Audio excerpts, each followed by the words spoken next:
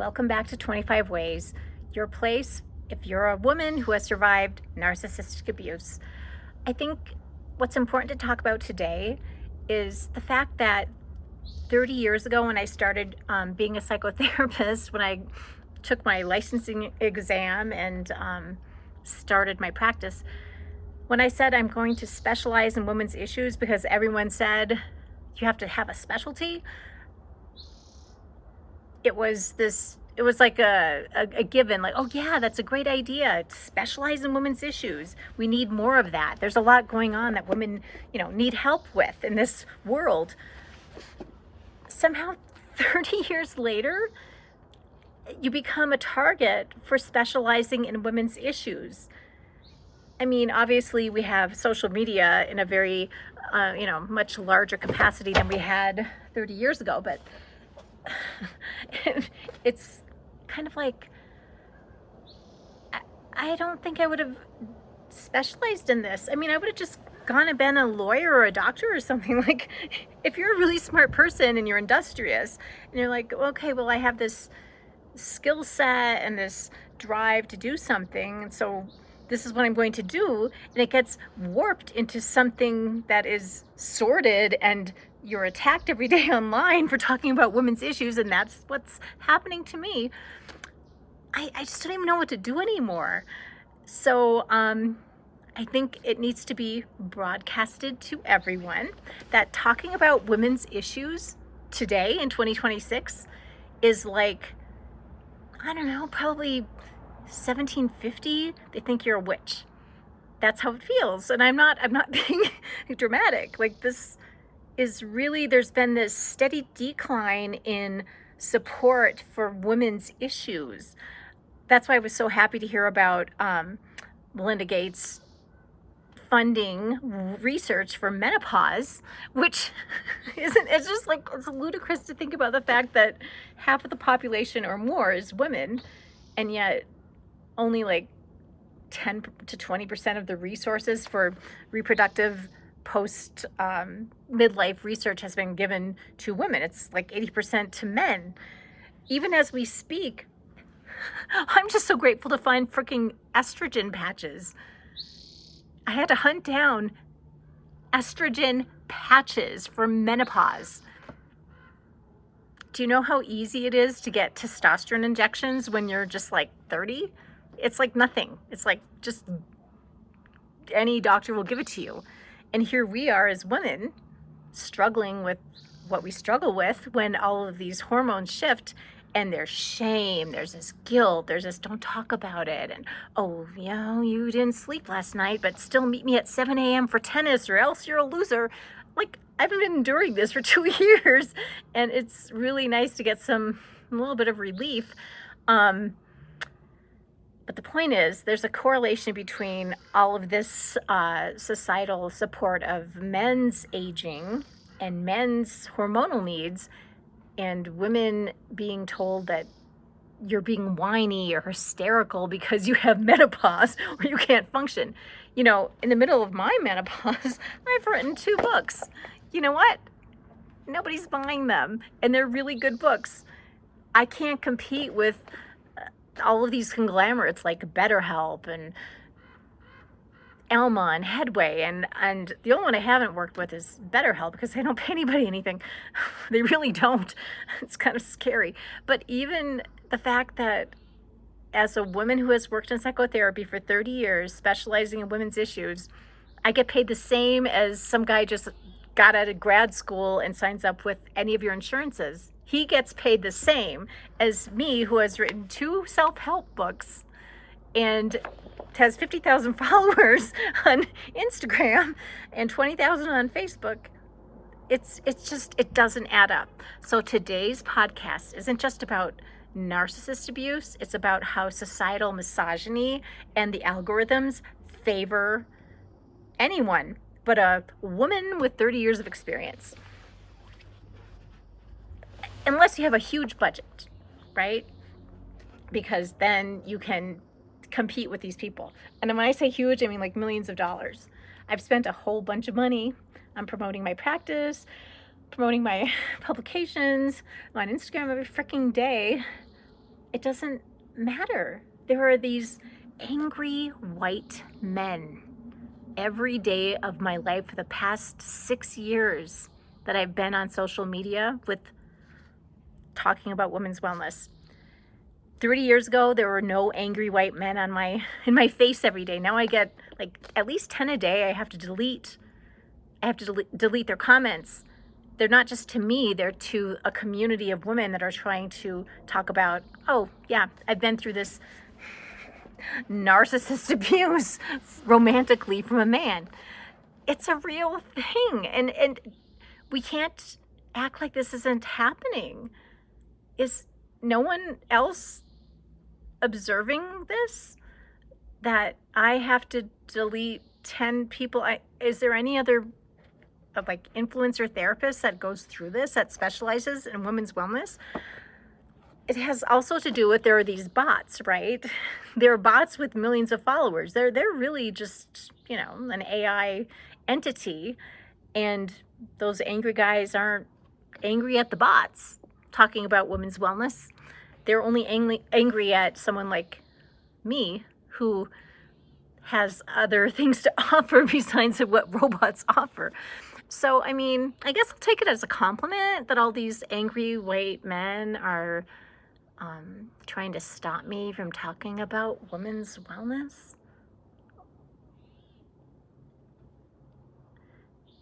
Anyway, I just want to make it abundantly clear that the success or failure of this YouTube channel for women's wellness, which is based on the book 25 Ways Narcissist Abuse Survival Workbook, has very much to do with things that are completely out of our control.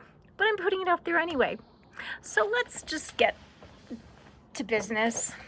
There's a lot at the beginning of the workbook about terminology that you can Google.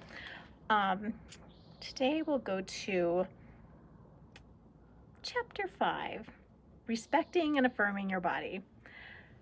Your body offers a narcissist countless opportunities to shame, neglect, manipulate, and humiliate. Have any of you women been in a situation where you, in the beginning of the relationship, your guy felt like they're super attracted to you, they're super into you, and chemistry is great? The minute they either move in with you or you get married, it's like overnight something happens. It's not just, and that's the best case scenario, just something happens, the mood shifts. I've heard a lot of women that actually have a honeymoon, and the night of their honeymoon is the first time they get assaulted by their narcissist psychopath husband. No one talks about this. I've heard about it, I guess, 30 years. And it's a big part of the reason why I'm doing what I'm doing, is because no one talks about it. It's embarrassing. It's humiliating.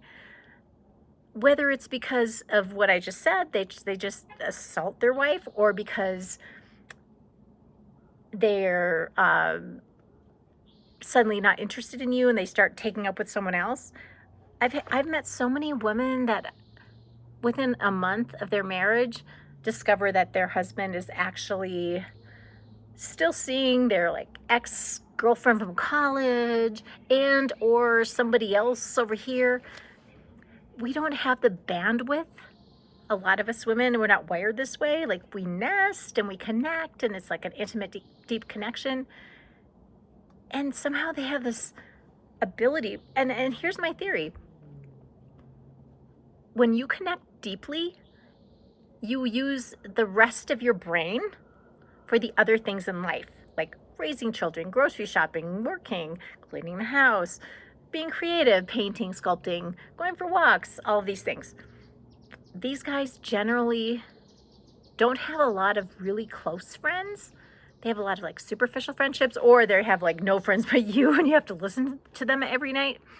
But they always have the bandwidth to put all of the energy that's supposed to be into nurturing a life into pursuing other women.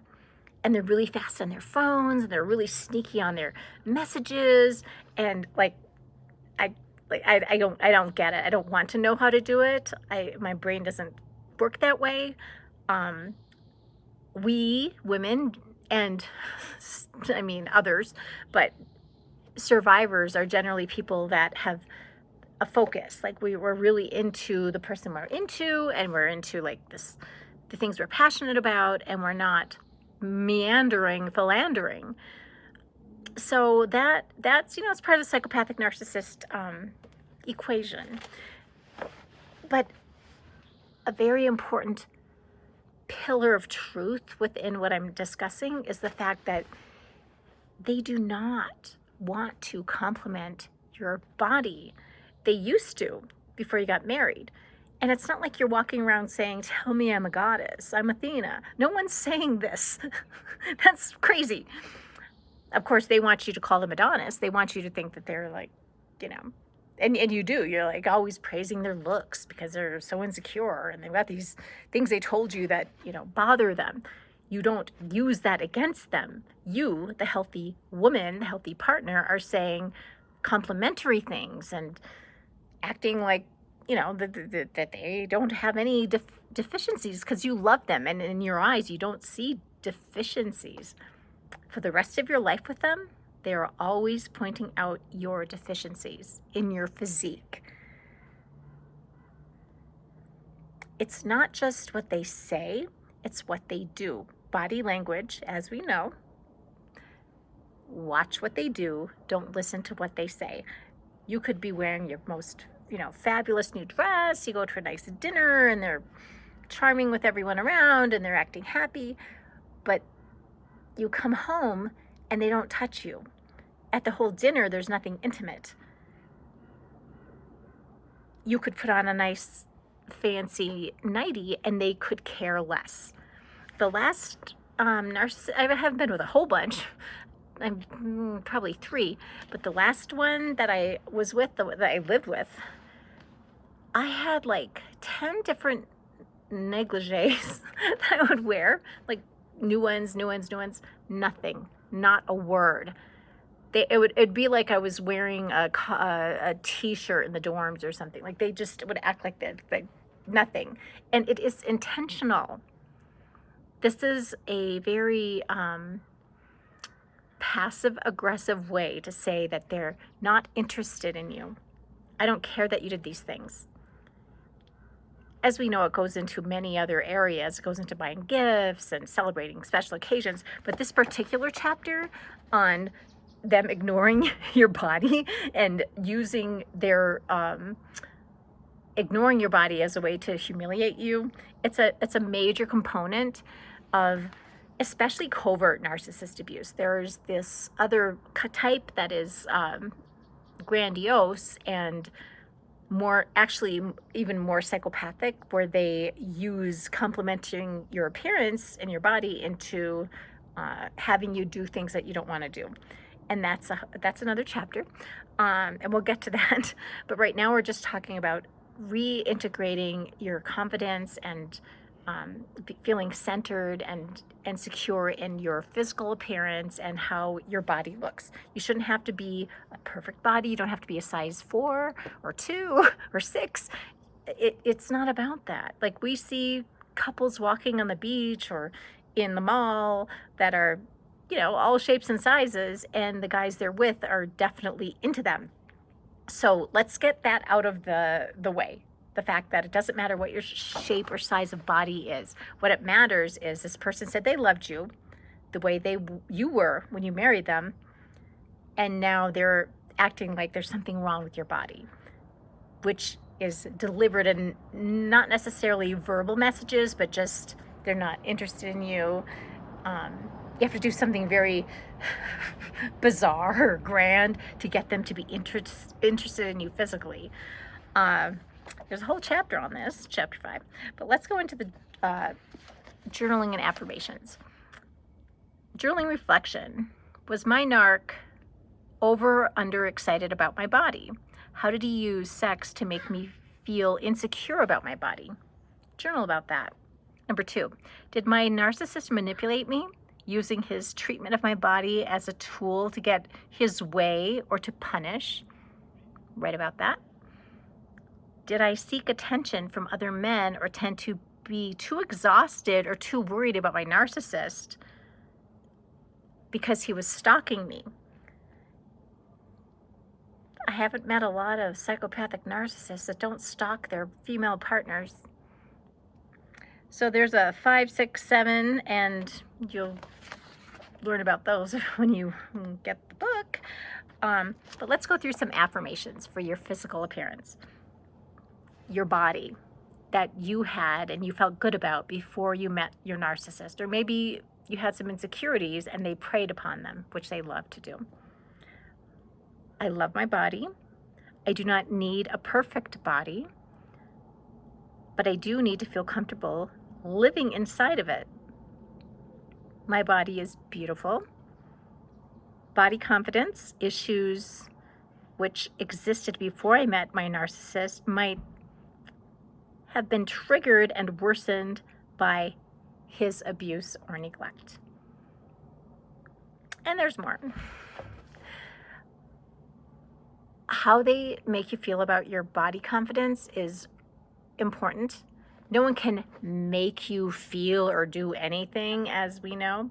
But if you're in an intimate connection with someone who sees your body every day, there's nothing that it's not a stranger at the grocery store. You're not just like with a coworker in a cubicle. You're sharing a bed with someone. So obviously whatever they say or do or don't do with regards to your appearance, your physical appearance, is important. So make sure when you are recovering from narcissistic abuse from your romantic partner, it's not just about how you were before you met them, it's what got worse after you were with them. Women's issues are not easy to talk about these days because I truly believe we are all being monitored because we're not supposed to say this is happening. It's never stopped happening. It's incrementally worsening in the past 5 years, definitely past 2 to 3 years. And it's really important that if you're a survivor of narcissist abuse, you see the overlap between this thing that's happening where it's okay for men to speak badly about women and what you survived when you were with your narcissistic abuser. Don't fall for the BS about you need them. You don't need to be emotionally abused. It's like a psychosocial sexual abuse when they reject your body and they're not attracted to you ever once they're intimately connected. That's a sign of a psychopathic narcissist. You have a beautiful body. It doesn't matter what shape or size. The person that you are with, that you love, must agree with this. If they suddenly see you as unattractive because now you're intimately connected, that is a sign of you are with a psychopathic narcissist, and you have to get out. You're never going to get back to the pedestal. They're never going to see you as, sexually attractive. They did early on, and we'll talk more about the sexual aspect, but you can't separate how they look at you physically from how they treat you sexually, because you can't have sex without having a body. Well, I guess you can some ways, but the point is the narcissist will use any means to make you feel uncomfortable in your own skin. This body that you felt comfortable about, you work out or not, but you just work hard to feel good about your body. And then you're suddenly with someone that makes you feel like garbage about your body because they reject you. They don't touch you. They don't hold your hand unless you do these things that they want you to do that are bizarre and crazy. That's a psychopathic narcissist, and it has everything to do with misogyny and what's going on in our society, that it's okay for women to feel bad about themselves unless they have a male approval of their appearance.